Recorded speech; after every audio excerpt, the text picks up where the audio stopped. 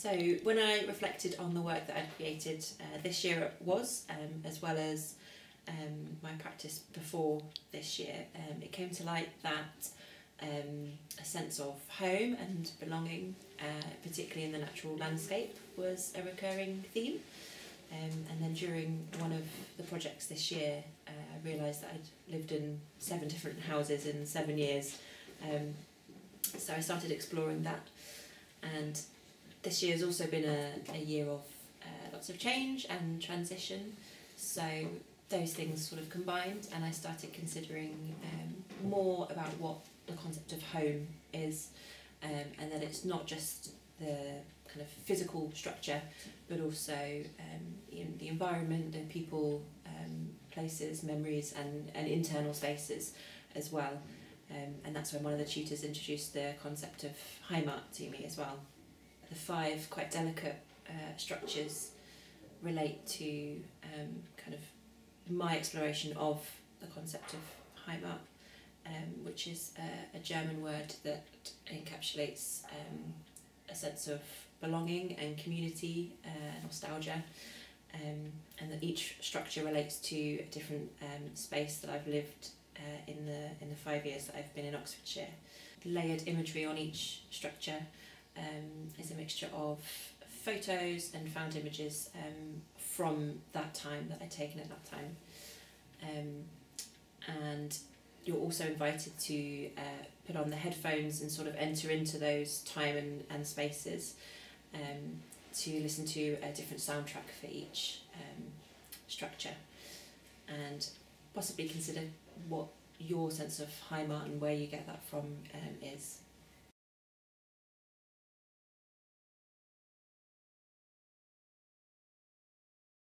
Here I am at work in the studio at Northampton University. I'm making a print, a photopolymer print for another project that I'm doing. But this was the place that first inspired me to do work about the radio. I don't know if you can hear, but the radio is on playing in the background, and it plays constantly, all the time. I spoke to a lot of people about the radio and what they listen to and why and how, and it became quite an obsession, and sort of radio-ness became a total immersion. And what I discovered when I spoke to people was, although they enjoyed the radio hugely and they found it challenging and interesting and informative, and just sometimes really good company, like me working in an empty studio or an empty house, there it is, this wonderful sound, whatever you like to listen to. Somehow the physical presence of the actual radio is important. So my intention was to give the radio a domestic setting with memory at the centre of the work. Especially now that physically tuning an analogue radio is almost a thing of the past. And so to make the wallpaper, I made drawings of all the little components that actually make up a radio. I sort of did the research on what they were and what they did, and then drew them. And then I decided that people must tune their own radio, so I used a chest of drawers with a speaker in each drawer on a different wavelength for people to discover for themselves. I've made 3 short films this year, and this is a kind of natural continuation from the final show that I did last year, visiting landscapes and edgeland. This year it's about places that nobody else really cares about, peripheral places, which is why I gave it the title On the Periphery. The first film I shot in Reading, on the edge of the city, where the river joins the very busy business district on one side, and the parks and wasted spaces on the far side. And the second one's about more of a wasteland and woodland area, and it's about being watched and watching. And I've used words that I chose after taking this footage, and I've asked other people from the group to speak them in different languages, and this kind of makes you feel a little bit more peripheral, because perhaps you don't understand that language, and the film itself makes you feel slightly uncomfortable.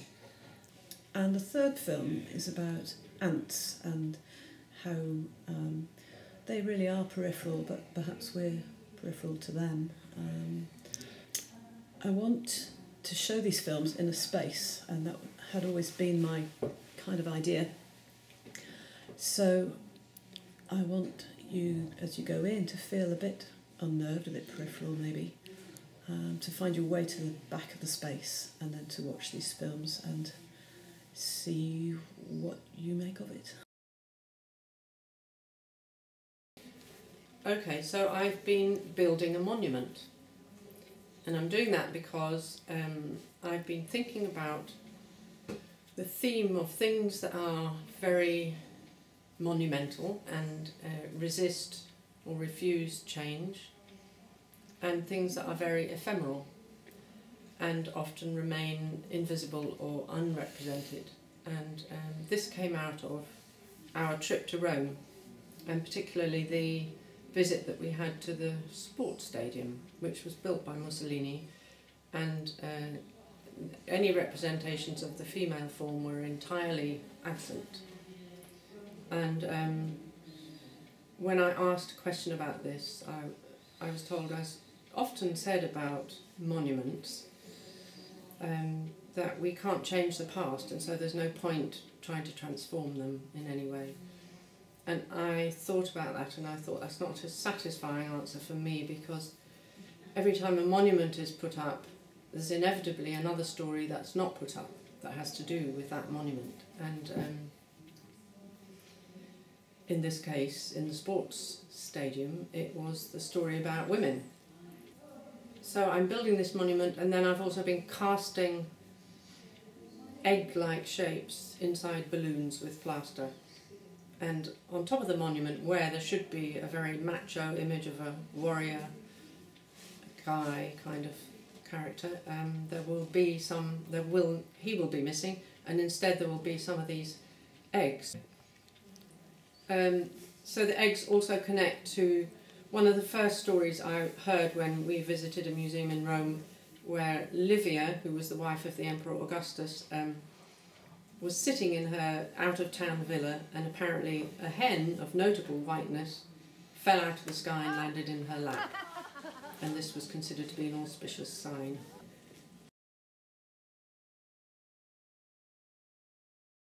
I came to this project by reading Emily Bronte's novel Wuthering Heights. I actually reread it, and some of the characters within it, they're really rather striking in their extreme behaviours.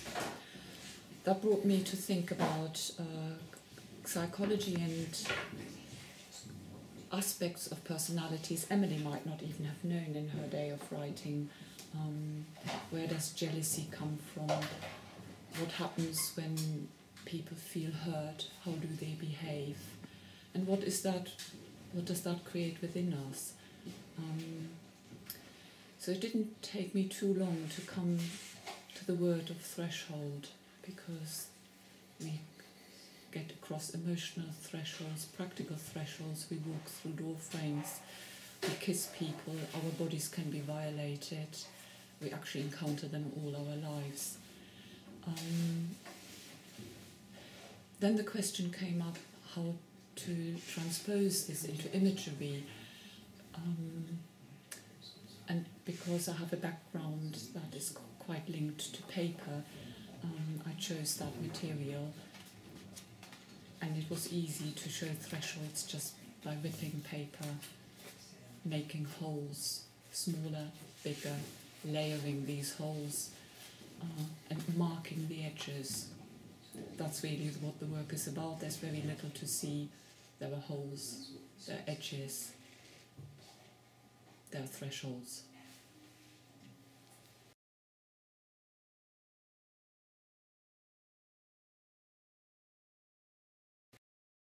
Okay, so in my project I'm trying to explore what it means when we say I. And so the initial idea was so what is called, the proper project that I would call alter ego. So the idea is to take photos with a pinhole camera with multiple exposures. And with the multiple exposures I captured different, let's say, personalities or lives that I live. And while I was starting taking those photographs, I realized how difficult it is to stay in a certain position without moving for a couple of minutes, because with a pinhole camera you have to take long exposures. And so, and then somehow I also realized that what I also really wanted to explore with this is trying to understand what consciousness is and so on, is certain, say, episodes of hyper self-awareness that I had when I was a child and then teenager. And in those episodes I would start thinking about myself, let's say, from the outside. And those episodes were really scary because this process of thinking, of this self-awareness, let's say, process was feeding back to itself. So I would start thinking about who is this person who thinks about itself, who thinks about itself, and so on. And that just kept amplifying. It was really terrifying. So usually I would just have to run to another room to distract myself. And so, and I have always been curious about this, let's say, these episodes and so on. And so what I'm now trying also to do is to just stare at the pinhole camera for a certain amount of time. And yes, I'm not doing that sense multiple exposures, but really just trying to test myself and see what happens if I just have to sit there for 5 minutes, 10 minutes, and so on. So so I'm trying to increase the length of time gradually. Until now I got to 10 minutes. I'm planning to continue and see what happens.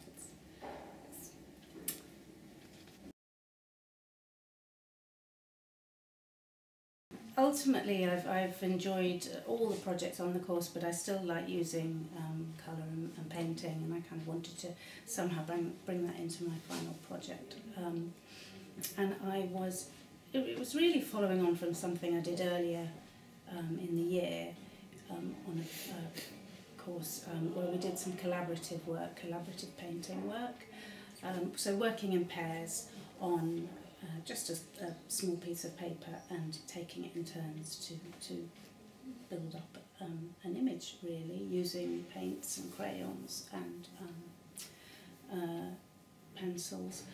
And it's quite it's sort of an hour and a half, 2 hour maximum really spent on it. And the thing is that you don't communicate during that time, so it's kind of intuitive what the marks that you make, and it's completely spontaneous, and I guess you're communicating on a different level, really, and visually, and seeing via the marks that you've made.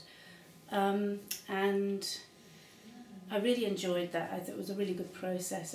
It was just great to I like the fact that you don't know what the outcome is going to be. You can't get too fastidious, and you can't get too pernickety about what you're doing.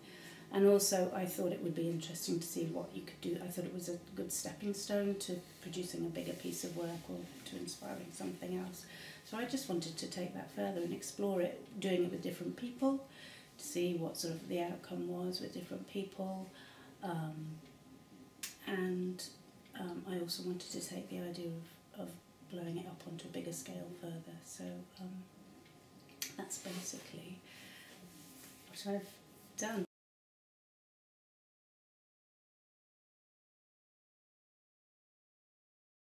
So my work was really an experiment, and I was the experiment. And it started off from a series of small sketchbook paintings, which coincided with Lent. So for me, that's a part of my spiritual practice. And so I was painting myself every day or every couple of days, and they sort of turned out to be a kind of prayer, I suppose. That's part of my project. I've arranged that in layers, so I think it kind of reflects the me as a person, different layers, different aspects of my personality, different existential questions that I've got. So the smaller paintings were a springboard into the larger piece, which was a challenge in itself. I've not done painting that size before, particularly not of myself. So when I started, I had no idea really what I was going to do. I thought about composition and things like that, and I had 3 figures in there to begin with, and gradually, one by one, I took them away. And so it sort of emerged, it had a life of its own, and emerged and taught me a lot of lessons along the way about decisions, when you make decisions about painting, and how, and what works on a larger scale that maybe doesn't on a smaller scale. So yeah, the result is just one of me in the larger painting. I wanted to celebrate this year because it's 100 years of the right for women to vote. And of course the suffragettes and the suffragists suffered enormously, so I'm coming back to suffering again. So they fought their pitch, they were thrown around, they organised, they were force-fed, as we all know, and brutally treated by police, etc., etc. And so I think it's right to celebrate them and what they did for us. And so I wanted to celebrate that, and I just and vote for your feet. That was my title that I started with. Your feet is what I was going to do, and I tried all different sorts of medium. I've ended up using plaster, so the empty shells of women's feet. A few men thrown in here or there, because they played a part as well, you know. And also because I really like it, I've been doing like the soles of women's feet, like you get in a shoe, okay?